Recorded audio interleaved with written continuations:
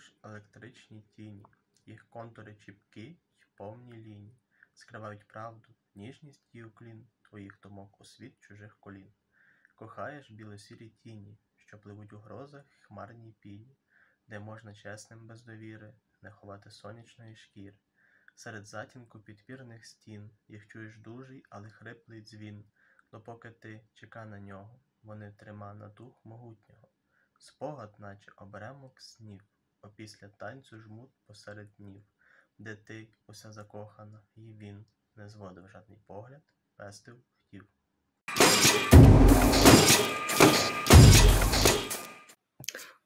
Hi everyone, thank you for checking out this video. I'm going to read you a fragment from The Stray Goldfish, a short story about a goldfish called Mowgli, about love and the life of a migrant. Life at Dolce Vita didn't live up to the name. I had 5, 6, sometimes 7 shifts per week between 12 and 14 hours each. When at work, there was no sitting down and no standing around. Even when the place was empty, for example, on Mondays or Tuesday mornings, and every surface had been wiped clean twice, the Spanish manager still shouted at us. "I don't care, wipe it a third time. You are paid for your time, and as long as you're on the clock, I don't want to see you idle." I got to a point where I would ask to go to the bathroom just so I could rest my knees sitting on the toilet. To deal with the high flow of clients, the restaurant was organized like an army with a strict hierarchy. At the top, the Turkish owner. Underneath him, the Spanish and Greek managers, who ruled over the front and the back of the house. The back house was the kitchen. It consisted of cooks, sub-cooks, and dishwashers. They were mostly Italians and Romanians, more stable and better paid than the front. The front meant waitresses and runners. They were usually women, because, as the Greek manager put it, everyone prefers to be served by a woman. They were of all nations, students and fresh graduates who came to London to try their luck. They worked at the restaurant until they learned English, were accepted on courses, or found better jobs. They earned less than the kitchen and received a smaller percentage of the tips, but they were in the first line when it came to the whims of the clients and the furies of the managers and owner. In addition, they formed a permanently renewed mess of maneuver for the unmarried cooks, and even for the married ones, who could try their pickup lines on them or just amuse themselves by shouting obscenities, especially in languages the girls didn't understand. At night, after we mopped the floors and put out the trash, and the manager left, locking the door behind us, Broadway Market appeared in a different light. All the pubs and bars were closed, all the partygoers vanished, and the street filled with groups of people who sat on the curb, drank beer from a can, spoke in hushed, tired voices, and no one used English anymore. I would finish my beer and start along the empty streets with a numb mind and throbbing feet, scaring the foxes rummaging through the garbage. I would enter my house silently, not wake my flatmates, and go into my room. And although Mowgli didn't come and welcome me at the door, he watched me from the bowl with one eye, then the other, making me feel less alone. I would fall asleep watching him undulate in the light outside my window, and the piece of missing glass which had once ruined the integrity of the bowl was now palpable proof that Ancunda existed. Despite the water pump, Mowgli wasn't doing too well. His scales had started to turn black. "I think Mowgli is turning into a zombie," I texted Ancunda, who was now replying less often than before. One evening, I looked up images of Uganda on Google. Although we had told each other our life stories in detail, we had never accompanied them with pictures. The search revealed giraffes silhouetted against sunsets, waterfalls and luxurious forests, dusty, crowded streets, armed soldiers, barefooted children. I googled images of Romania and realized that trying to imagine Ancunda's existence based on pictures on the internet was as ridiculous as someone wanting to learn what I had been doing in Romania, starting from images of pelicans in the Danube Delta, snow-capped mountains, girls in traditional dresses, soldiers at the revolutions, beggars. Ancunda had never asked me to come to Uganda. "Do you like it there?" I once asked him. "It's not bad," he said, smiling. "Do you think I would like it?" He turned serious. I don't know. But wouldn't you like to live in Europe? I asked. He sighed. Of course I'd like to live in Europe for a few years to see what it's like. But you don't get it. I'm not wanted here. Thank you very much.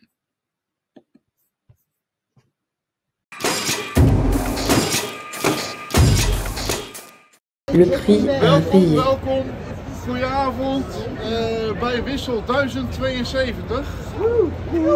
I'm gonna switch to English since we have a guest from France.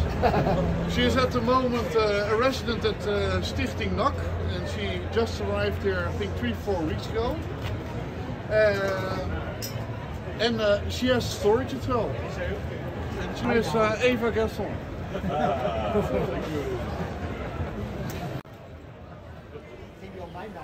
3 heures du matin. 10 avril 2022. Quelque part dans Rotterdam Sud. Je suis partie dans le mauvais sens et je me suis perdue. Je n'avais plus de batterie sur mon téléphone. Je me souviens d'une forêt, de rues immenses, du port, puis du périph'. J'ai marché pendant au moins 3 heures. Je ne savais plus quoi faire, alors oui, je suis montée volontairement dans sa voiture. Il m'a acheté de l'eau. Je n'avais plus les idées claires. J'étais trop alcoolisée. Il me parlait en anglais. Il m'a dit que lui aussi, il avait un bébé. Je savais qu'il ne me laisserait pas partir comme ça. Et je pensais, est-ce qu'il va vraiment me ramener chez moi? J'avais du mal à réfléchir. Je me demandais combien ça allait me coûter de m'être trompée de chemin, puis d'être sauvée par un homme. Il s'est arrêté à quelques mètres de ma maison. Il a commencé à me toucher les seins. Il a sorti sa bite. « Tu vas me finir derrière, hein ?» Maintenant, il a mon adresse. Normalement, j'écris de la poésie, mais là, j'ai pas réussi.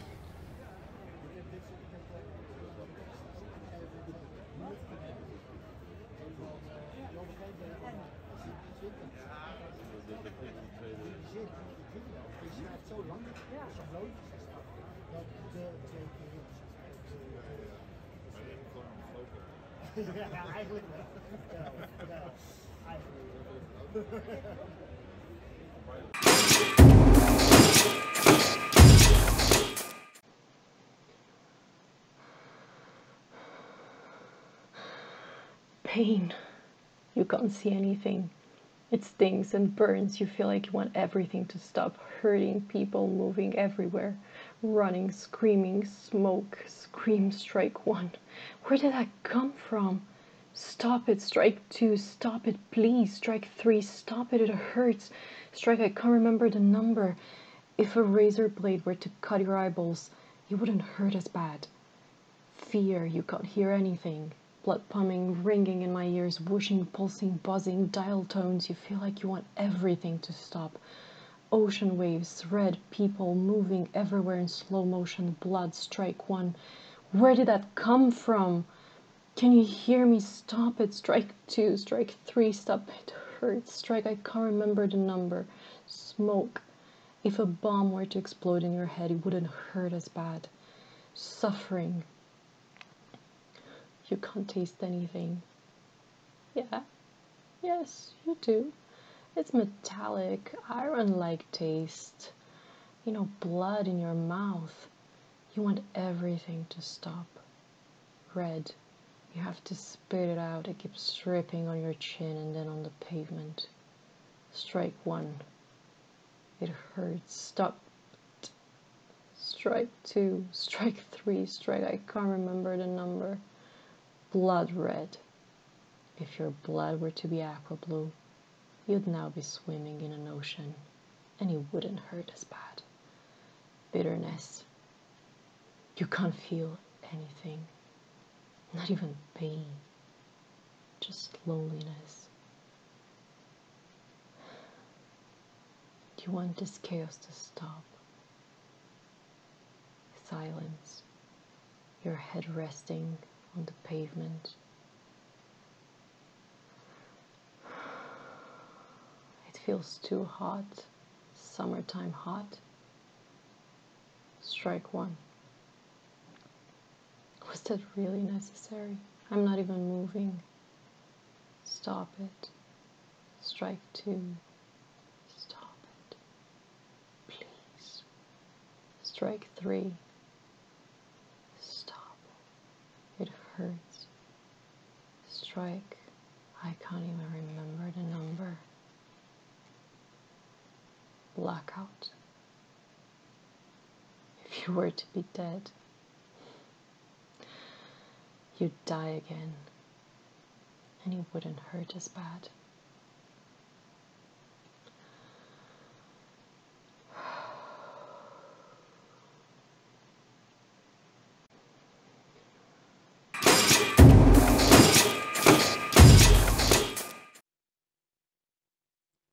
I'm waiting in the station. When do you want to come? If you want to come. I'm not a child. Are we still children? I pay hours on the earth and buy stars on the sky. I open the green eyes from the dream and I close doors from the apartment. Do you see the sun from my soul? Do you hear the stories from the past? It's winter and it's cold. Is today here? Maybe never. I want you to come here and smile with me. It's warm, it's fire, and it's good. You know that is true. So, let's eat love on bread from the shop from the corner of the world. And if you don't want, I'm getting dressed again with a blue coat with regrets. And I'm taking my shoes on with the travels to go in other places where I don't see you in my mind. I'm asking you again.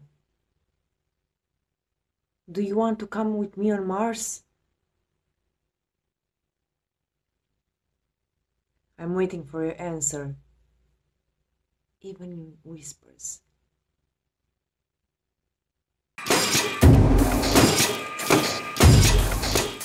Don't regret. Never regret. So you would never wish you were here and not there, that you could have done something and you did not. You didn't because you couldn't. Papa kept telling me that. You can forget everything as you wish. Don't listen to advice. That is also wisdom. Not being brave, being good, but fixing the toilet. God, so that I could sow, plow. A tree would be just a tree. No idiotic wondering what the hell it grows for.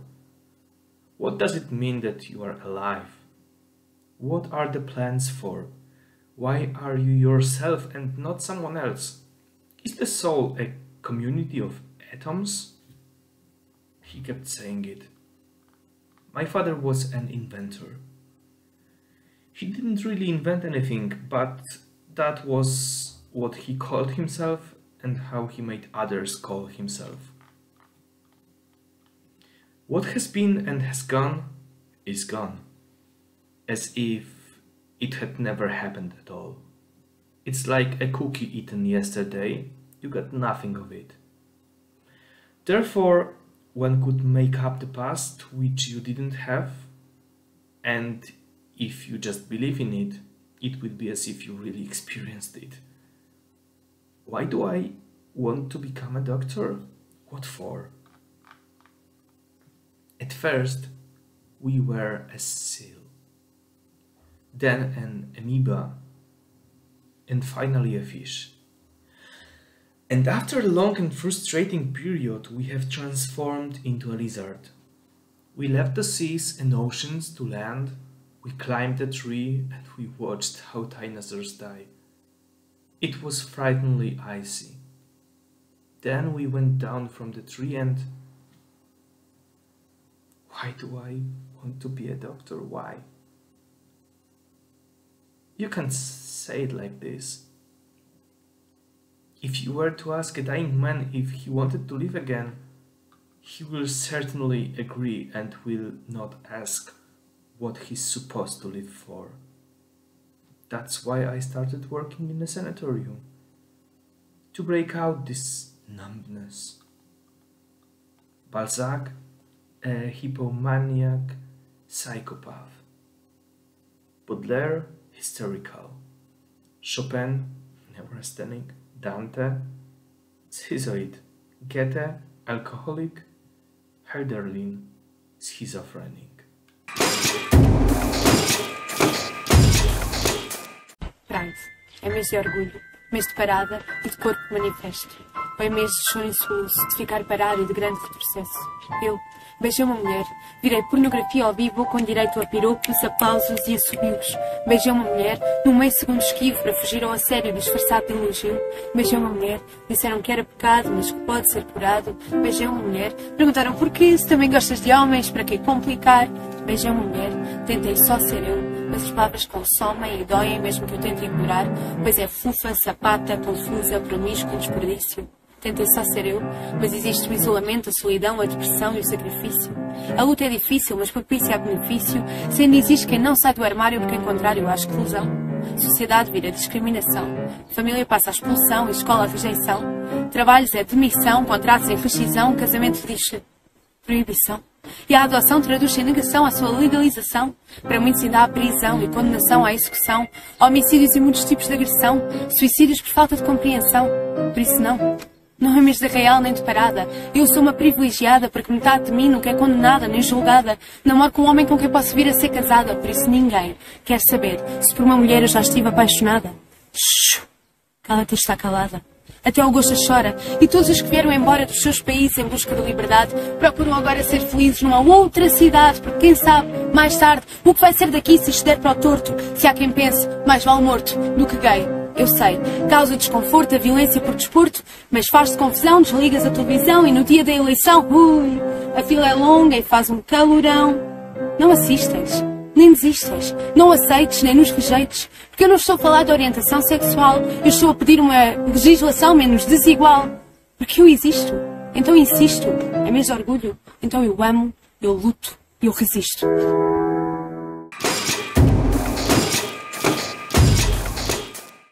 Andreea almost cried herself to sleep that night, wondering why some people's actions affect us so much, and why we just don't care about the rest. Wondering if there's any logical reason for what was happening to her and overthinking the turmoil of that late Saturday evening. No matter how much she tried to forget, knowing she was only 17 and she had a whole life ahead of her, those unstoppable thoughts just kept popping up in her head. And also the eyes, the hazel eyes which used to be so full of light, almost like dripping honey. His eyes. I can't forget them, she continuously said to herself. She blinked again, and the red digital numbers appeared violently in front of her eyes. It was 4 and 5 a.m. It was a good thing she wasn't going to school the next day. It was amazing how only 12 hours ago everything suddenly turned into disaster. First, Alex's text. I don't think I can hang out with you tonight as promised. I made other plans. Sorry, love ya. It wasn't the first time he was doing this to her in the last 2-3 months.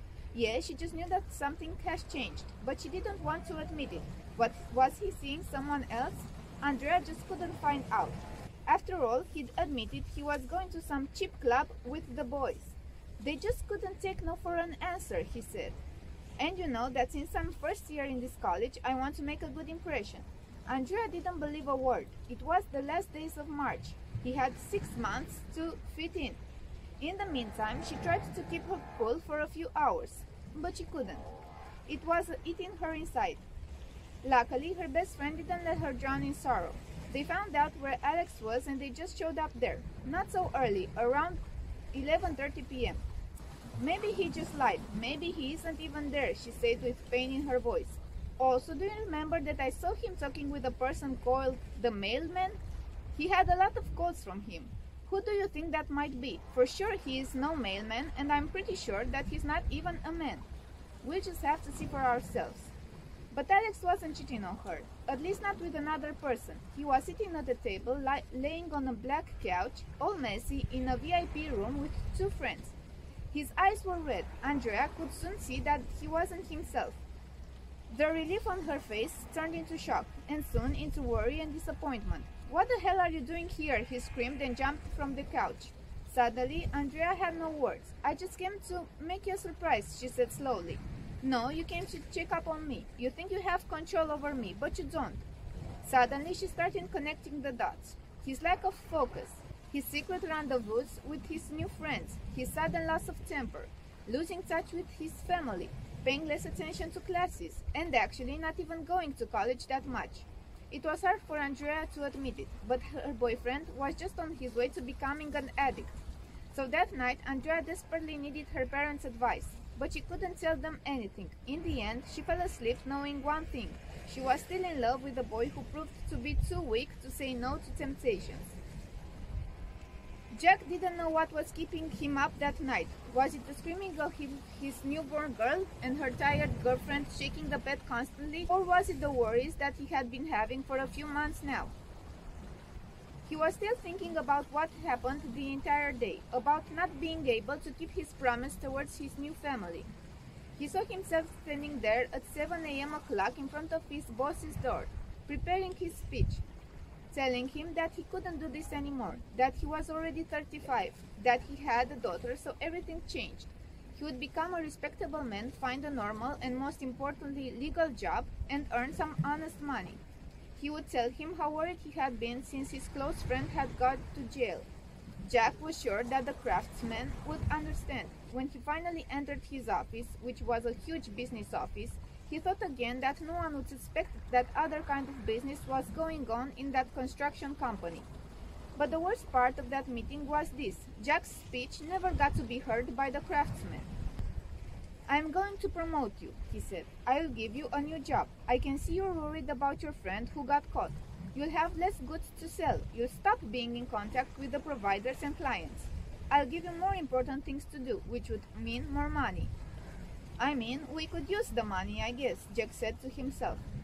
He tried a few times telling his boss that he wanted to stop, but it was like he knew what he was going to say and always interrupted him. The man standing in front of Jack started saying something about going big and finding new ways to justify the money they had been earning in the last months. Huge amounts of money.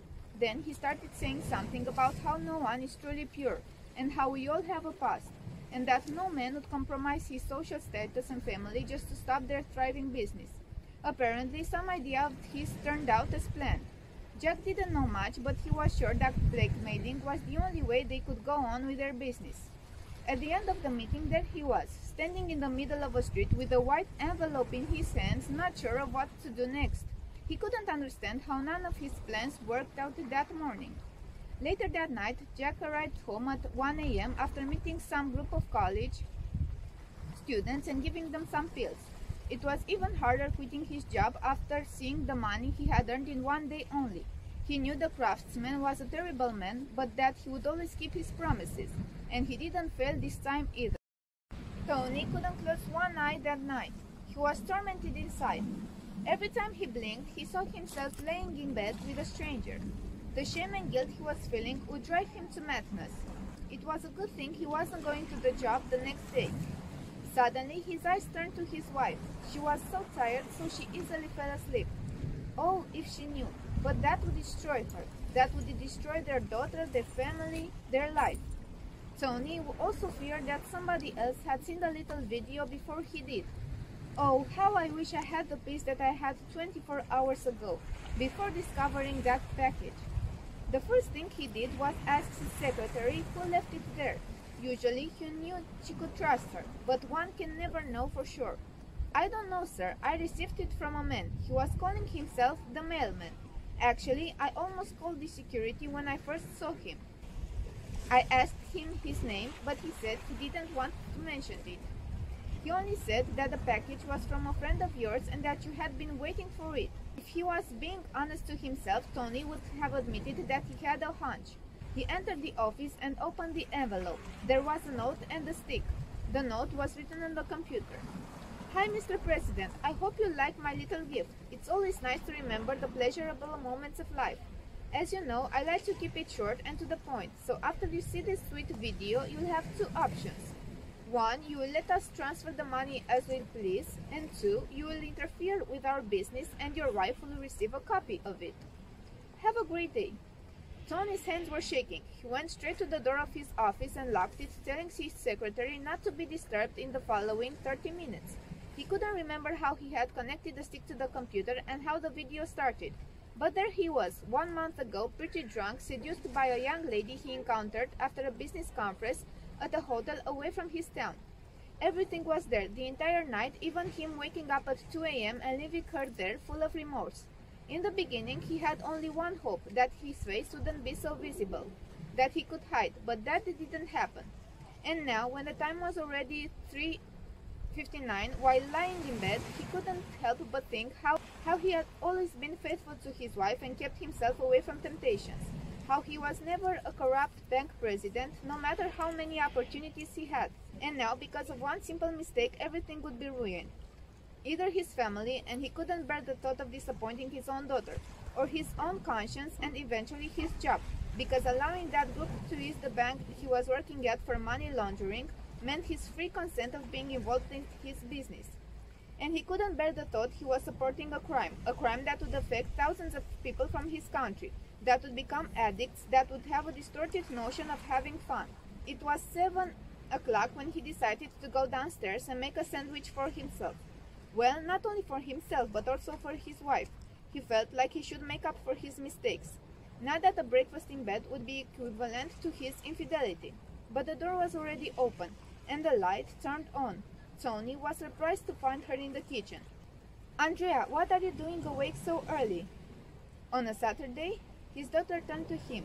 Her eyes were red and tired, full of tears. She was relieved to see him, and she just ran into her father's arms.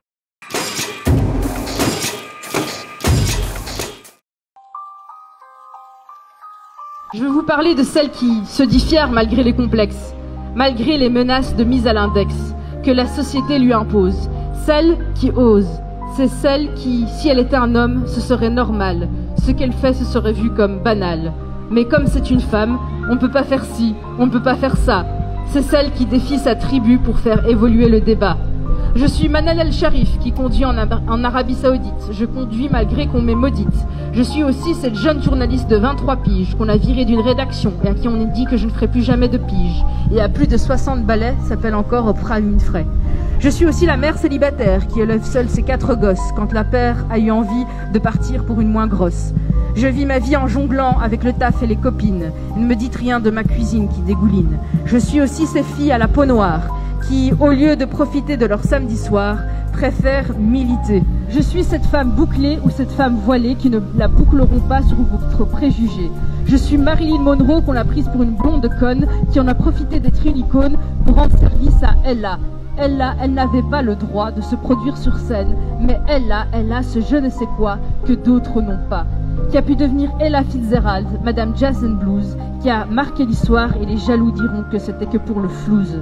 Je suis cette femme qui défie les misogynes à ceux qui lui collent la réputation d'indigne. Mais je peux être aussi cette femme qui a peur de se retrouver seule et qui accepte qu'on la cogne, la rabaisse, l'engueule, qui a un œil au beurre noir et essaie de s'en justifier en disant qu'elle est tombée dans les escaliers et en se mentant encore plus en se disant qu'il ne va plus recommencer et qui confond l'amour avec la dépendance affective.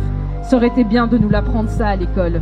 Dur d'être une femme et dénoncer les actes infâmes ou les quotidiennes injustices, les mentalités qu'on trouve banales mais de l'ordre du vice. Mais on tente le tout pour le tout, un peu comme un coup de MeToo. On se disait qu'au début que ce ne serait qu'un simple hashtag.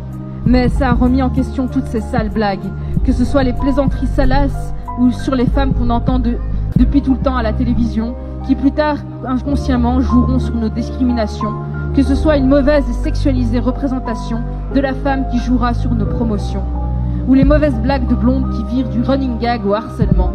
Aujourd'hui, c'est le moment, et un moment, parmi tant d'autres pour se dire qu'on a le droit d'être respecté, à ne pas dessus se faire marcher.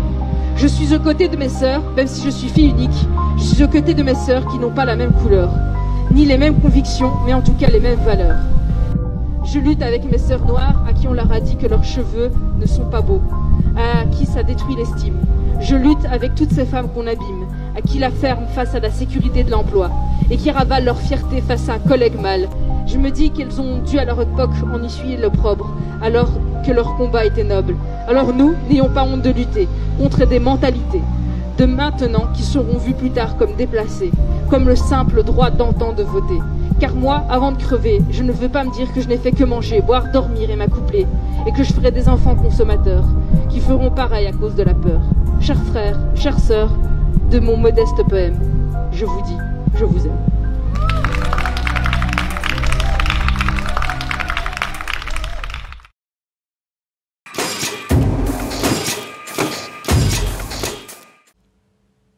I stand before the mirror, hoping to receive the consolation of a semblance of recognition. I approach it tentatively, as one approaches a great revelation. I am convinced that this mirror is the last bastion of truth, for it is only in its reflective surface that I can see myself, divorced from my own projections. It must show me as I am, not as I believe myself to be.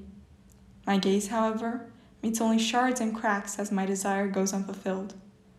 I do not recognize this fractured figure, although I know all too well that it can only be my reflection. The mirror is in a state of perpetual degradation.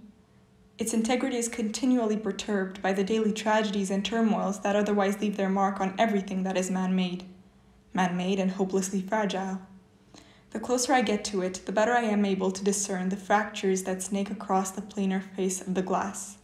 They writhe, expand, and ripple out, and my image follows suit, becoming less and less of what I knew it was and hoped it would still be. And all I can wonder in response is how much my reflection must truly change before it is no longer mine, before it becomes another. How many fractures of the glass would this require? How much environmental trauma ought to take place so as to result in the absolute decomposition of my features, in the irrevocable and irrefutable divagation from the unblemished original? Running a hand over the shattered surface, over its blooming ridges, and ignoring the blood this draws, I consider my internal discourse and question it further. It may very well be that the mirror has always been broken, to some extent or another, and that the image that I call the original, and against which I judge all other iterations of this sensory experience, features cracks that I could not identify upon first viewing, and that my consciousness thereupon quickly absorbed and accepted as part of my veritable reflection. I suppose that our standards for normality are conditioned by the nature of the universe in which we gain consciousness. Our standards remain rigid while the surrounding world changes. What hope can there be for recognition and satisfaction when I find myself face to face with chaos, with change, and witness the destruction this imposes upon a medium that does not know how to cope with it, and ultimately relents to its pressure? Everything flows. I notice it in the passage of time, in the movement of the clouds across the sky, in the cries of newborns and the final breaths of elders. Everything flows. The direction of the wind changes, trees are uprooted and saplings grow. Everything flows. My blood flows from my palm and down my forearm before christening the ground in a succession of drops. Everything flows, but for our manufactured reality, our brittle natura artificialis. I take note of my earlier tendency to think in discrete terms. Is it not a fallacy to do so? Could it be that the discrete nature of these terms does not arise out of my own volition, but is rather enforced upon me by the rigidity of the mirror, by the sharp vertices of its cracks, by its evident breaking point and inherent lack of ontological continuity? Am I not, for this reason, mistaken in looking at it as a representation of reality? If truth is what I seek, can it be found here at all, reflected in a surface that can offer at best a momentary glimpse before it shatters altogether? I step away from the mirror. It has become clear that I will not find the answers I am looking for within the confines drawn by man. I will not find them reflected in his tools, in his static, polished surfaces. In the distance, a faint, undulating melody draws me close. I find myself on the bank of a river that stretches from infinity to eternity. The river, engaged in a race against itself, flows forcefully, effortlessly overcoming any obstacles in its path and unperturbed by any intrusions in its domain. I take in the fragments of light that spot its restless surface, that melt and expand along with its motion. And I notice one more thing. My reflection, whole and unfractured, despite the constant motion of the medium that hosts it. Everything flows.